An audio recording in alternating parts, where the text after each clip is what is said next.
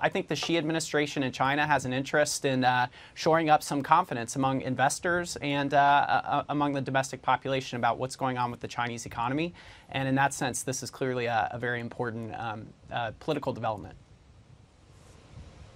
Who has more to gain or lose as a result of a closer relationship between Japan and China?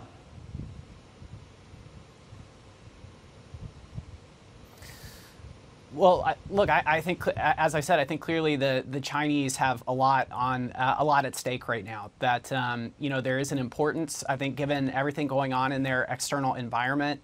You look at the dramatic change in United States policy toward China, and you look at, you know, reactions across the advanced economy world, including in Europe and in Japan itself. I think a lot of you know, nations are starting to really push back against Chinese trade and industrial policies.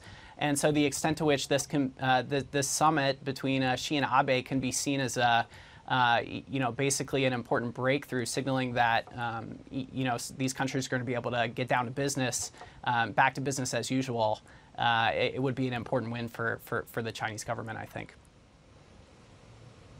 Japan, though, will have to tread particularly carefully, though, won't it? Because it is arguably one of the strongest allies of the United States. So how does Prime Minister Abe then keep that in mind and manage the relationship with President Trump and also with the Chinese?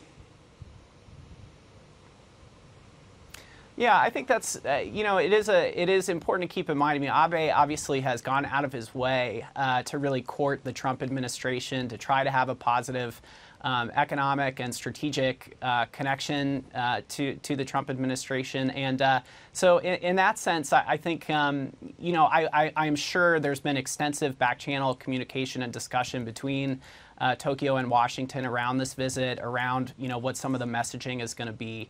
And I really doubt there's too much of a dissonance between the two countries around this issue right now. Japan has many of the, you know, shares many of the same concerns about China's economic policy orientation these days, as is the focus in Washington. So I don't think it's actually going to be that difficult for Abe to keep that communication and coordination with the United States government on track. Still watching? Perfect. Click here to watch another great video from CNBC International. Oh, and don't forget to subscribe. Thanks for watching.